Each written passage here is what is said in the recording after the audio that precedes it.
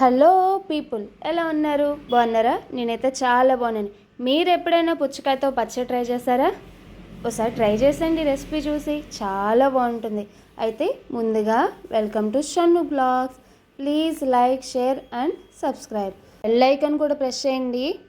First పుచ్చకాయలో ఉన్న red అంతా తీసేసి స్కిన్ మొత్తం పీల్ చేసి నేను చూపించిన విధంగా ముక్కలు చేసుకోండి. ఇలా చిన్న చిన్న ముక్కల కింద కట్ చేసుకోండి. అలాగే 2 టమాటాలు తీసుకుని అవి కూడా చిన్న చిన్న ముక్కల కింద కట్ చేసుకోండి.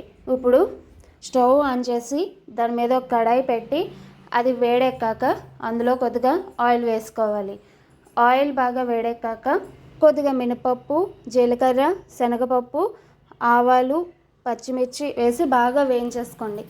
తర్వాత బాగా వేయించుకున్న తర్వాత ఒక మిక్సీ జార్లోకి సెపరేట్ చేసేసుకోండి. తర్వాత స్టవ్ ఆన్ చేసి అదే కడాయిలో కొద్దిగా ఆయిల్ వేసుకోండి.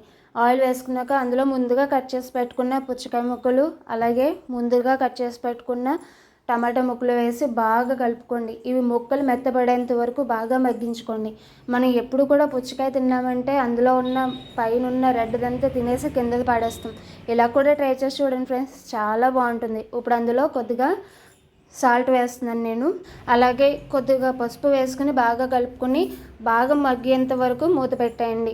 ఒక 3 నిమిషాల తర్వాత మూత తీసి చూడండి ఫ్రెండ్స్, బాగా మెత్తగా మగ్గాయి కదా, అండ్ కలర్ కూడా చాలా బాగుంది. అయితే మనం గెరిటితో ఒకసారి స్మాష్ చేస్తే అది మొత్తం చితుకుపోవాలన్నమాట, అంత బాగా మగ్గాలి. ఇప్పుడు మనం ముందుగానే సెపరేట్ చేసుకున్న మిక్సీ జార్లో కొద్దిగా ఉప్పు, నేను రాక్ సాల్ట్ తీసుకున్నాను, కొద్దిగా చింతపండు వేసుకుని ఇలా ఫైన్ పౌడర్ చేసుకోండి. మనం ముక్కలతో కలిపి వేసుకుంటే ఈ పోపు అనేది నలగదు, అందుకని నేను ముందుగానే ఈ పోపుని గ్రైండ్ చేసుకున్నాను. ఇప్పుడు నేను ఇందులో ఒక స్పెషల్ పొడి వేస్తున్నాను, అదే నువ్వుల పొడి. ఈ నువ్వుల పొడి ఎలా చేసుకోవాలంటే నువ్వులు, ఎండుమిర్చి బాగా వేయించుకుని ఇప్పుడు అందులో కొన్ని వెల్లుల్లి రెమ్మలు, కొద్దిగా ఉప్పు వేసి బాగా గ్రైండ్ చేసుకోవాలి. అదే నువ్వుల పొడి నేను ఇప్పుడు అందులో ఫ్లేవర్ కోసం పచ్చళ్ళలోకి అయితే వేస్తున్నాను. మంచి టేస్ట్ వస్తుందన్నమాట. నువ్వుల పొడిని మీరు వేడివేడి అన్నంలో కలుపుకుని తిన్నా కూడా చాలా బాగుంటుంది. ఇదిగో చూడండి, నేను గ్రైండ్ చేసేసుకున్నాను. పచ్చడి బాగా మెత్తగా గ్రైండ్ చేసుకోవాలి. ఇప్పుడు మనం ఒక సర్వింగ్ బౌల్లోకి తీసేసుకుందాం. ఈ పచ్చడి మనం వేడివేడి అన్నంలోకి కలుపుకున్న రోటీల్లోకి, దోశల్లోకి, ఇడ్లీలోకి, ఎందులోకైనా చాలా బాగుంటుంది. నేను చివరిగా అయితే పోపు వేసుకుని బాగా కలుపుకున్నాను. మీకు కావాలంటే పోపు వేసుకోండి, అందుకే నేను చూపించలేదు.